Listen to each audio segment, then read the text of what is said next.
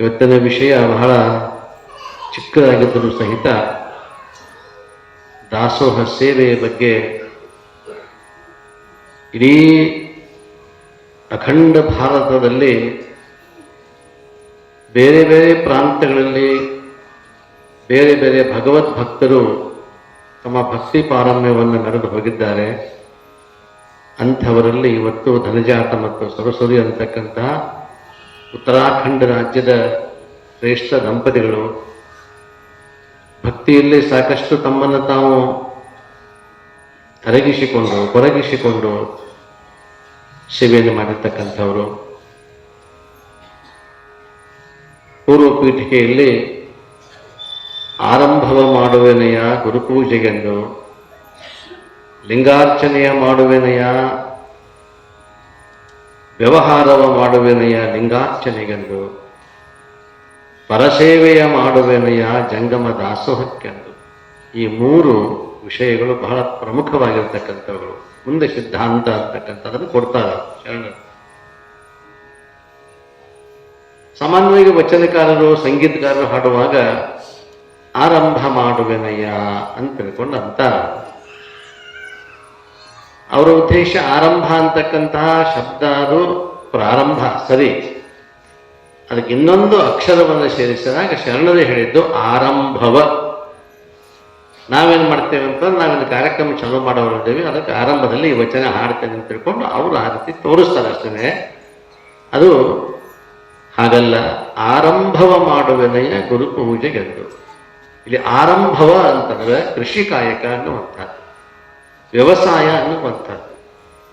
ಶರಣರು ಬೇರೆ ಕಡೆ ಮತ್ತೊಂದು ಕಡೆ ಹೇಳ್ತಾರೆ, ವ್ಯವಸಾಯವನ್ನು ಯಾವ ರೀತಿ ಒಬ್ಬ ಸಾಧಕನಾಗಿರ್ತಕ್ಕಂಥವನು ಅವನು ತನ್ನ ಮುಖ್ಯವಾಗಿರ್ತಕ್ಕಂಥ ಬೆಳೆ ಯಾವುದು ಅಂದ್ರೆ ಮೋಕ್ಷ, ಮುಕ್ತಿ ಅಥವಾ ಕೈವಲ್ಯ ಧಾಮ ಅಂತಕ್ಕಂಥದ್ದು.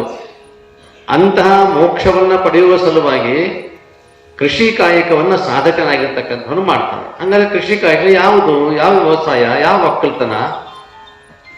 ತನುವ ತೋಂಟವ ಮಾಡಿ, ಮನವ ಗುದ್ದಲಿ ಮಾಡಿ, ಅಗಿದು ಕಳೆದನೆಯ ಭ್ರಾಂತಿಯ ಬೇರ ಅಂತ ಅವರು ಕರೆದರು. ತನುವ ತೋಟವ ಮಾಡಿ, ಇದೇ ಗದ್ದೆ ಅನ್ನುವಂಥದ್ದು. ಈ ಶರೀರವೇ ಗದ್ದೆ, ಶರೀರವೇ ತೋಟ. ಇದನ್ನ ತೋಟವನ್ನು ಮಾಡಿಕೊಂಡು ಅದನ್ನ ಆ ತೋಟವನ್ನು ಹದ ಮಾಡ್ತಕ್ಕಂಥ ಒಂದು ಸಾಧನೆ ಬೇಕಲ್ಲ. ಹಿಂದೆ ಒಂದು ಕಾಲದಲ್ಲಿ ಕರಿಕೆ ಬೇಕಾದಷ್ಟು ಬೆಳೀತಿತ್ತು, ಬಹಳ ಆಳವಾಗಿ ಕರಿಕೆ ಬೆಳೀತಿತ್ತು. ಆದ್ರೆ ಅವತ್ತಿನ ದಿವಸ ಯಂತ್ರ ಸಾಮಗ್ರಿಗಳು, ಟ್ರ್ಯಾಕ್ಟರ್ ವಗೇರೆ, JCB ವಗೇರೆ ಇರಲಿಲ್ಲ. ಬೆಳಗ್ಗೆ 5 ಗಂಟೆಗೆ ರೈತ ಎದ್ದು ಹೆಗಲಿಗೆ ಒಂದು ಗುದ್ದಲಿಯನ್ನು ಹಾಕ್ಕೊಂಡು, ಬಗಲಿಗೆ ಒಂದು ತತ್ರಾಣಿ ಹಾಕ್ಕೊಂಡು ಹೆಗಲಿಗೆ ಹೊರಟ ಅಂತಂತಂದ್ರೆ ಬೆಳಗ್ಗೆ ಬಿಸಿಲು ಆಗೋದ್ರೊಳಗಾಗಿನೇ 2 ಕಟ್ಟಿ 3 ಕಟ್ಟಿ ನಟ್ಟುಗಳನ್ನು ಕಡಿದು ಬರ್ತಿದ್ರು. ಕಟ್ಟಿ ಮೇಲೆ ಲೆಕ್ಕ ಅಂತಕ್ಕಂಥದ್ದು ಆಗಿನ ಕಾಲದಲ್ಲಿ.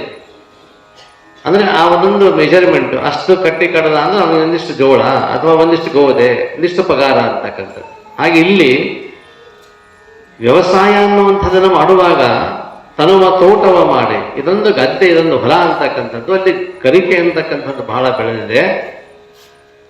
ಆ ಕರಿಕೆಯನ್ನು ತೆಗಿಬೇಕಾಗಿತ್ತು ಅಂದ್ರೆ ಇಲ್ಲಿ ಗುದ್ದಲಿ ಯಾವುದು, ಸಾಧನೆ ಯಾವುದು ಅಂತ ಕೇಳಿದ್ರೆ ಸಾಧನೆ ಗುದ್ದಲಿ ಅಂತಕ್ಕಂಥದ್ದು. ಅದು ಆಳವಾಗಿ ಇಳಿತಿತ್ತು. ಬಹಳ ಬಲಿಷ್ಠವಾಗಿರ್ತಕ್ಕಂಥ ರೈತರು ಆ ಕಾಲದಲ್ಲಿ ಇದ್ರು, ಅದನ್ನು ತೆಗಿತಾ ಇದ್ರು. ಏನು ತೆಗೆದರು ಅಂತ ಕೇಳಿದ್ರೆ ಭ್ರಾಂತಿ ಅಂತಕ್ಕಂತಹ ಬೇರು. ಭ್ರಾಂತಿ ಅಂದ್ರೆ ಅಜ್ಞಾನ ಅಂತಕ್ಕಂಥದ್ದು. ಅಜ್ಞಾನ ಅಂತಂದ್ರೆ ನಸುಗತ್ತಲ್ಲಿ ನೋಡಿರ್ತಕ್ಕಂಥ ಹಗ್ಗವನ್ನು ಹಾವನ್ನು ತಿಳ್ಕೊಳ್ಳೋದು, ಇದಕ್ಕೆ ಅಜ್ಞಾನ ಅಂತ ಕರೀತಾರೆ ಶಾಸ್ತ್ರದಲ್ಲಿ. ಅದಕ್ಕೆ ಭ್ರಮ ಅಂತ ಕರೀತಾರೆ. ನಸುಗತ್ತಲೆಯಲ್ಲಿ ಕಂಡಿರ್ತಕ್ಕಂಥ ಹಗ್ಗವನ್ನು ನಾವು ಹಾವು ಅಂತ ಪರಿಣಮಿಸ್ತೇವೆ, ಅದನ್ನು ಆರೋಪ ಮಾಡ್ತೇವೆ. ಆದರೆ ನಿಜವಾಗಿರ್ತಕ್ಕಂಥ ಬೆಳಕು ಅನ್ನುವಂಥದ್ದಲ್ಲಿ ಬಂತು ಅಂತಂದ್ರೆ ಆ ಬೆಳಕಿನ ಆಧಾರದಲ್ಲಿ ಇದು ಹಾವ ಅಲ್ಲ, ಹಗ್ಗ ಅನ್ನುವಂಥ ಯಥಾರ್ಥ ಜ್ಞಾನ ಆಗಲಿಕ್ಕೆ ಸಾಧ್ಯ. ಅದಕ್ಕಾಗಿ ಅಯಥಾರ್ಥ ಜ್ಞಾನ, ಅದಕ್ಕೆ ಪ್ರಮಾಜ್ಞಾನ, ಭ್ರಮಾಜ್ಞಾನ ಅಂತ ಕರೀತಾರೆ. ಭ್ರಮೆಯನ್ನು ತೆಗೆದು ಹಾಕಬೇಕಾಗಿತ್ತು ಅಂತಂದ್ರೆ ಈ 3 ವಿಷಯಗಳನ್ನು ನಾನು ಮಾಡಿಕೊಳ್ತೇನೆ. ಆರಂಭವ ಮಾಡುವೆನಯ್ಯ ಗುರು ಪೂಜೆಗೆಂದು. ಆರಂಭ ಅಂದ್ರೆ ಕೃಷಿಯನ್ನು ಮಾಡ್ತೇನೆ ನಾನು. ಸಾಧನೆಯನ್ನು ಮಾಡುವಾಗ ಇಲ್ಲಿ ಸ್ಥೂಲ ಶರೀರ, ಸೂಕ್ಷ್ಮ ಶರೀರ, ಕಾರಣ ಶರೀರ ಅಂತಕ್ಕಂಥ ಶರೀರಗಳದಾವ. ಇವುಗಳು ಪರಿಶುದ್ಧ ಆಗಬೇಕಾಗಿತ್ತು ಅಂತಂತಂದ್ರೆ ಗುರು ಸಾನ್ನಿಧ್ಯದಲ್ಲಿ ಇದ್ದುಕೊಂಡು ಅವನ ಉದ್ದೇಶ ಮೋಕ್ಷ ಸಾಧನೆ, ಆ ಮೋಕ್ಷವನ್ನು ಸಂಪಾದನೆ ಮಾಡೋದು, ಜನನ ಮರಣದಿಂದ ಬಿಡುಗಡೆ ಆಗೋದು. ಆ ಉದ್ದೇಶಕ್ಕಾಗಿ ಆರಂಭವ ಮಾಡುವೆನಯ್ಯ, ನಾನು ಕಾಯಕವನ್ನು ಮಾಡ್ತೇನೆ, ಕೃಷಿ ಕಾಯಕವನ್ನು ಮಾಡ್ತೇನೆ ಅಂತ ತಿಳ್ಕೊಂಡು ಹೇಳಿ ಅದು ಒಂದು ಪಂಕ್ತಿಯಲ್ಲಿ ಆ ಮಾತನ್ನು ಹೇಳ್ತಾರೆ. ಗುರು ಪೂಜೆ ಯಾಕಂತಂದ್ರೆ ನಾನು ಮಾಡ್ತಕ್ಕಂಥದ್ದು ಹೊರಗಡೆ ಇರ್ತಕ್ಕಂಥ ಒಬ್ಬ ಗುರು, ಹೊರಗಡೆ ಇರ್ತಕ್ಕಂಥ ಈ ಶರೀರ, ಆ ಶರೀರ ಮತ್ತು ಆ ಶರೀರ ಇವೆರಡರಲ್ಲಿಯೂ ಕೂಡ ಒಂದಿಷ್ಟು ಸಾಮರಸ್ಯ ಆಗ್ಬೇಕಾಗಿತ್ತು ಅಂತಂತಂದ್ರೆ ಒಂದಿಷ್ಟು ನಾನು ಆ ವ್ಯವಸಾಯವನ್ನು ಮಾಡ್ತೇನೆ. ಇನ್ನು ಎರಡನೇದಾಗಿ ವ್ಯವಹಾರವ ಮಾಡುವೆನೆಯ ಲಿಂಗಾರ್ಚನೆಗೆಂದು ಕೃಷಿ ಎನ್ನುವಂತಹ ಒಂದು ಕಾಯಕದಿಂದ ನಾನು ಗುರುಪೂಜೆಯನ್ನು ಮಾಡ್ತೇನೆ, ಗುರುಗಳ ಆರಾಧನೆಯನ್ನು ಮಾಡ್ತೇನೆ. ವ್ಯವಹಾರವ ಮಾಡುವೆನೆಯ ವ್ಯವಹಾರ ಅಂದ್ರೆ ವ್ಯವಹಾರ, ಅಲ್ಲಿ ಅದಕ್ಕೆ ವೈಶ್ಯರು ಅಂತ ಕರಿತಿದ್ರು. ಬ್ರಾಹ್ಮಣ, ಕ್ಷತ್ರಿಯ, ವೈಶ್ಯ, ಶೂದ್ರ ಅಂತಕ್ಕಂಥ 4 ಜಾತಿಗಳಲ್ಲಿ. ಇಲ್ಲಿ ವೈಶ್ಯ ಅಂತಂತಂದ್ರೆ ಅವಾಗಿನ ಕಾಲದಲ್ಲಿ ವ್ಯಾಪಾರವನ್ನು ಮಾಡ್ತಕ್ಕಂಥ, ವ್ಯವಹಾರವನ್ನು ಮಾಡ್ತಕ್ಕಂಥವ್ರು. ಹಾಗಾದ್ರೆ ಇಲ್ಲಿ ಲಿಂಗಾರ್ಚನೆಗೂ ವ್ಯಾಪಾರಕ್ಕೂ ಏನು ಸಂಬಂಧ? ಇದು ಯಾವ ವ್ಯಾಪಾರ? ಅಂಗೈಯಲ್ಲಿ ಲಿಂಗವನ್ನು ಇಟ್ಟುಕೊಂಡು ನಾನು ವ್ಯವಹಾರ ಮಾಡ್ತೇನೆ ಅಂದ್ರೆ ನನ್ನ ಲಾಭಕ್ಕಾಗಿ ಲಿಂಗಾರ್ಚನೆ ಮಾಡೋದಲ್ಲ, ಬಹಿರಂಗದಲ್ಲಿರ್ತಕ್ಕಂತಹ ವ್ಯವಹಾರ ಇದಲ್ಲ. ಅಂತರಂಗದ ಸಾಧನೆಯನ್ನು ಮಾಡ್ತಾ ಇರುವಾಗ ವ್ಯವಹಾರ ಯಾವುದು ಅಂತಂದ್ರೆ ಲಿಂಗಾಂಗ ಸಾಮರಸ್ಯದ ಜೀವ ಮತ್ತು ಶಿವನ, ಜೀವ ಮತ್ತು ಬ್ರಹ್ಮರ ಐಕ್ಯದ ಒಂದು ವಿಶೇಷವಾಗಿರ್ತಕ್ಕಂಥ ವ್ಯವಹಾರ ಇದೆ ಅಂತರಂಗದಲ್ಲಿ. ಆ ಅಂತರಂಗದ ವ್ಯವಹಾರವನ್ನ ಮಾಡಿಕೊಂಡು ನಾನು ಮುಕ್ತನಾಗಬೇಕಂತಕ್ಕಂಥ ದೃಷ್ಟಿಯಿಂದ ವ್ಯವಹಾರವ ಮಾಡುವೆನೆಯ ಲಿಂಗಾರ್ಚನೆಗೆಂದು. ಆ ಲಿಂಗಾರ್ಚನೆಯನ್ನು ಮಾಡ್ತಾ ಮಾಡ್ತಾ ಮಾಡ್ತಾ ಮಾಡ್ತಾ ಲಿಂಗಾಂಗ ಸಾಮರಸ್ಯದ ಅನುಭವವನ್ನು ಮಾಡಿಕೊಂಡ ನಂತರದಲ್ಲಿ ಕೊನೆಗೆ 3ನೇ ಸಾಲಿನಲ್ಲಿ ಅವರು ಹೇಳ್ತಾರೆ, ಪರಸೇವೆಯ ಮಾಡುವೆನೆಯ ಜಂಗಮ ದಾಸೋಹಕ್ಕೆ. ಶರೀರ ಶುದ್ಧಿ ಆಯಿತು, ಅಂಗ ಶುದ್ಧಿ ಆಯಿತು, ಅಂಗದಲ್ಲಿ ಲಿಂಗಾರ್ಚನೆ ಅಂತಕ್ಕಂಥದ್ದಾಯಿತು. ಆ ಲಿಂಗಾರ್ಚನೆಯ ಮೂಲಕ ವ್ಯವಹಾರ ನಡೀತು. ಜೀವ ಅಂದ್ರೆ ಏನು, ಅಂಗ ಅಂದ್ರೆ ಏನು, ಅಂಗದಲ್ಲಿ ಎಷ್ಟು ಪ್ರಕಾರಗಳು, ಇಲ್ಲಿ ಲಿಂಗದಲ್ಲಿ ಎಷ್ಟು ಪ್ರಕಾರಗಳು, ತ್ಯಾಗಾಂಗ, ಭೋಗಾಂಗ, ಯೋಗಾಂಗ ಅಂತಕ್ಕಂಥ 3 ಶರೀರಗಳು ಇಲ್ಲಿದಾವ. ಇಷ್ಟಲಿಂಗ, ಪ್ರಾಣಲಿಂಗ, ಭಾವಲಿಂಗ ಅಂತಕ್ಕಂತಹ 3 ಲಿಂಗಗಳದಾವ. ಆ ಒಂದೊಂದು ಲಿಂಗಗಳನ್ನ ಒಂದೊಂದು ಶರೀರಕ್ಕೆ ಧಾರಣೆ ಮಾಡಿಕೊಂಡಾಗ ಶರೀರ ಅಂತಕ್ಕಂಥದ್ದು ಶುದ್ಧಿ ಆಗುತ್ತೆ. ಇದು ವ್ಯಾಪಾರ. ಈ ವ್ಯವಹಾರವ ಮಾಡುವೆನೆಯ ಲಿಂಗಾರ್ಚನೆಗೆಂದು. ಇದಾದ ನಂತರದಲ್ಲಿ ಪರಸೇವೆಯ ಮಾಡುವೆನೆಯ ಜಂಗಮ ದಾಸೋಹಕ್ಕೆ. ಇಲ್ಲಿ ಪರಸೇವೆ ಅಂತಂತಂದ್ರೆ ಈ ವ್ಯವಹಾರ ಆದ ನಂತರದಲ್ಲಿ, ಪರರ ಸೇವೆ ಅಂತಂದ್ರೆ ಹೊರಗಿನಿರ್ತಕ್ಕಂಥ ಜಗತ್ತಿನ ಸೇವೆ, ವ್ಯಾವಹಾರಿಕವಾಗಿರ್ತಕ್ಕಂಥ ಮಾತುಗಳನ್ನ ಮಾಡ್ತೇವೆ. ಪರೋಪಕಾರಾಯ ಅಂತ ತಿಳ್ಕೊಂಡು, ಪರೋಪಕಾರ ಅಂತ ಇದಂ ಶರೀರಂ ಅಂತಕ್ಕಂಥದ್ದು ಸಂಕುಚಿತವಾಗಿರ್ತಕ್ಕಂಥದ್ದು. ಇಲ್ಲಿ ಪರಸೇವೆ ಅಂತಂದ್ರೆ ಪರಮಾತ್ಮನ ಸೇವೆ ಅಂತಕ್ಕಂಥದ್ದು, ಪರಮಾತ್ಮನ ಪಾವನ ಸಾನ್ನಿಧ್ಯ ಅಂತಕ್ಕಂಥದ್ದು. ಆ ಸೇವೆಯನ್ನು ಮಾಡ್ಲಿಕ್ಕೆ ಉದ್ದೇಶ ಏನು ಅಂತ ಕೇಳಿದ್ರೆ ಅದನ್ನು ನಾನು ಏನ್ ಮಾಡ್ತೇನೆ ಅಂದ್ರೆ ಜಂಗಮ ದಾಸೋಹಕ್ಕೆಂದು. ಜಂಗಮದ ದಾಸೋಹ ಅಂತಂದ್ರೆ ನನ್ನನ್ನು ರಕ್ಷಣೆ ಮಾಡ್ತಕ್ಕಂಥವ್ರು ಯಾರು ಅಂತ ಕೇಳಿದ್ರೆ ಜ್ಞಾನಿಗಳಲ್ಲಿ. ಜಂಗಮ ಅಂದ್ರೆ ಜ್ಞಾನಿ ಅಂತ ಅರ್ಥ. ಯಾವ ಜ್ಞಾನಿಗಳು ಅಂತಂದ್ರೆ ನಾನೇನು ಸಾಧನೆ ಮಾಡಿಕೊಂಡಿದ್ದೇನೆಯೋ, ಲಿಂಗಾಂಗ ಸಾಮರಸ್ಯದ ಹೊಳಹನ್ನು ನಾನು ಕಂಡುಕೊಂಡಿದ್ದೇನೆಯೋ ಅದು ರಕ್ಷಣೆ ಆಗಬೇಕಾಗಿತ್ತು ಅಂತಂದ್ರೆ, ಯಾಕಂದ್ರೆ ಒಂದು ಗಿಡವನ್ನು ನೆಟ್ಟ ನಂತರದಲ್ಲಿ ಅಥವಾ ಹೊಲದಲ್ಲಿ ಒಂದಿಷ್ಟು ಗದ್ದೆಯಲ್ಲಿ ಒಂದಿಷ್ಟು ಬೆಳೆಯನ್ನು ನಾನು ಬಿತ್ತಿದ ನಂತರದಲ್ಲಿ, ಬೀಜವನ್ನು ಹಾಕಿದ ನಂತರದಲ್ಲಿ ಅದು ಹುಲುಸಾಗಿ ಬೆಳೀತಿರ್ತದೆ. ಬೇರೆ ಪ್ರಾಣಿಗಳು ಬಂದು ತಿನ್ನಬಾರದು ಬೇಲಿಯನ್ನೇ ಹಾಕ್ತೇವೋ ಹಾಗೆ ಇಲ್ಲಿ ಜ್ಞಾನಿಗಳಂತಕ್ಕಂಥವ್ರು ನಾನು ಮಾಡಿಕೊಂಡಿರ್ತಕ್ಕಂಥ ಸಾಧನಾತ್ಮಕವಾಗಿರ್ತಕ್ಕಂಥ ಸಿದ್ಧಿಯನ್ನ ಅಥವಾ ಆ ಲಿಂಗಾಂಗ ಸಾಮರಸ್ಯದ ವಿಶೇಷತೆಯನ್ನ ಅದು ಹಾಳಾಗಬಾರದು ಅಂತ ತಿಳ್ಕೊಂಡು ನನ್ನನ್ನು ರಕ್ಷಣೆ ಮಾಡ್ತಕ್ಕಂಥವ್ರು ಯಾರು ಅಂತ ಕೇಳಿದ್ರೆ, ರಕ್ಷಕರು ಯಾರು ಅಂತ ಕೇಳಿದ್ರೆ ಜಂಗಮರು. ಆದ್ದರಿಂದ ಪರಸೇವೆಯ ಮಾಡುವೆನೆಯ ಜಂಗಮ ದಾಸೋಹಕ್ಕೆ.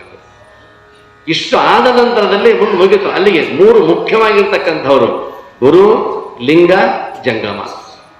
ಆರಂಭವ ಮಾಡುವೆನೆಯ ಗುರು ಪೂಜೆಗೆಂದು, ವ್ಯವಹಾರವ ಮಾಡುವೆನೆಯ ಲಿಂಗಾರ್ಚನೆಗೆಂದು, ಪರಸೇವೆ ಮಾಡುವನೆಯ ಜಂಗಮಾರ್ಚನೆಗೆಂದು, ಜಂಗಮ ದಾಸೋಹಕ್ಕೆಂದು. ಈ 3 ವಿಷಯಗಳನ್ನು ಹೇಳಿ. ಯಾಕಂತಂತಂದ್ರೆ ನಮ್ಮಲ್ಲಿ ಪ್ರಚ್ಛನ್ನ ಗುಪ್ತಂ ಧನಂ ಅಂತಾರೆ. ನಮ್ಮ ಪ್ರತಿಯೊಬ್ಬರಲ್ಲಿಯೂ ಕೂಡ ಅದ್ಭುತವಾಗಿರ್ತಕ್ಕಂಥ ಅಡಗಿರುವಂತಹ ಒಂದು ಏನೋ ಒಂದು ಜ್ಞಾನ ಅಂತಕ್ಕಂಥದ್ದಿದೆ. ನಮಗೆ ಅನಂತ ಜನ್ಮಗಳು ಹೋಗಿದಾವ, ಆದ್ರೆ ಹಾಗೆ ಹೋಗಿದಾವ. ಊರು ಹೊರಗಡೆ ಒಬ್ಬ ಭಿಕ್ಷುಕ ಇದ್ದ, ನಿರ್ಗತಿಕ, ಅತೀ ಬಡತನ. ಅವನ ನಿಜವಾಗಿರ್ತಕ್ಕಂಥ ಆಸ್ತಿ ಅಂದ್ರೆ ಗುಡಿಸಲು. 3 ತಲೆಮಾರುಗಳು ಅದೇ ಗುಡಿಸಲಲ್ಲಿ ಹೋಗಿದಾವ. ಅವನ ನಿಜವಾಗಿರ್ತಕ್ಕಂಥ ಆಸ್ತಿ ಏನು ಅಂತ ಕೇಳಿದ್ರೆ ಒಂದು ಕೈಯಾಗಿ ಭಿಕ್ಷಾಪಾತ್ರೆ. ಅಜ್ಜನೂ ಅದನ್ನೇ ಬಳಕೆ ಮಾಡಿದ್ದ, ಅಪ್ಪನೂ ಅದನ್ನೇ ಬಳಕೆ ಮಾಡಿದ್ದ, ಮೊಮ್ಮಗನೂ ಅದನ್ನೇ ಬಳಕೆ ಮಾಡಕತ್ತಾನ ಭಿಕ್ಷಾಪಾತ್ರೆಯನ್ನ. ಆದರೆ ಆ ನಿರ್ಗತಿಕನಾಗಿರ್ತಕ್ಕಂಥ ಭಿಕ್ಷುಕನಾಗಿರ್ತಕ್ಕಂಥವನು ಅದೇ ಗುಡಿಸಲಿನಲ್ಲಿ ಒಂದು ದಿವಸ ಏನೋ ಪ್ರಾಣ ತ್ಯಾಗ ಮಾಡಿದ, ಹೋದ. ಅವಾಗ ಊರನ್ನವರೆಲ್ಲ ಕೂಡಿ, ಯಾಕಂದ್ರೆ ಅವ್ನಿಗೆ ಯಾರು ಗತಿ ಇಲ್ಲ, ನಿರ್ಗತಿಕ. ಅವನನ್ನು ಅಲ್ಲಿಯೇ ಸಮಾಧಿ ಮಾಡಬೇಕಂತ ತಿಳ್ಕೊಂಡು ಗೂಡಿಸಲನ್ನ, ಯಾಕಂದ್ರೆ ಅಷ್ಟೇ ಆಗಿರ್ತಕ್ಕಂಥದ್ದು ಬಹಳ ವಂಶ ಪರಂಪರೆಯಾಗಿ ಇಲ್ಲೇ ಬಂದಾರವರು. ಅಜ್ಜನು ಬೇರೆ ಕಡೆ ನಾವು ಸಮಾಧಿ ಮಾಡೇವೆ, ಅಪ್ಪನನ್ನು ಬೇರೆ ಕಡೆ ಸಮಾಧಿ ಮಾಡೇವೆ, ಇದು ಹೋಗಲಿ ಜಾಗ ಅಂತ ತಿಳ್ಕೊಂಡು ಇದೇ ಇರಲಿ ಅಂತ ಊರು ಹೊರಗಡೆ ಅದ ಅಂತ ತಿಳ್ಕೊಂಡು ಆ ಗುಡಿಸಲನ್ನು ತೆಗೆದು ಅದೇ ಜಾಗದಲ್ಲಿ ಒಂದಿಷ್ಟು ಸಮಾಧಿಯನ್ನು ತೆಗೆದು ಅವನಲ್ಲಿ ಹೂಳೋಣ ಅಂತ ತಿಳ್ಕೊಂಡು ಅಲ್ಲೇ ತಗ್ಗು ತೆಗಿಲಿಕ್ಕೆ ಪ್ರಾರಂಭ ಮಾಡ್ತಾರೆ. ಒಂದು 4 ಫೂಟು ತಗ್ಗು ತೆಗೆದಾರೆ, 3-4 ಫೂಟ್ ತಗ್ಗು ತೆಗೆದಾರೆ. ಅದ್ಭುತವಾಗಿರ್ತಕ್ಕಂಥ ಬಂಗಾರದ ಹಂಡೆ ಹತ್ತಲ್ಲಿ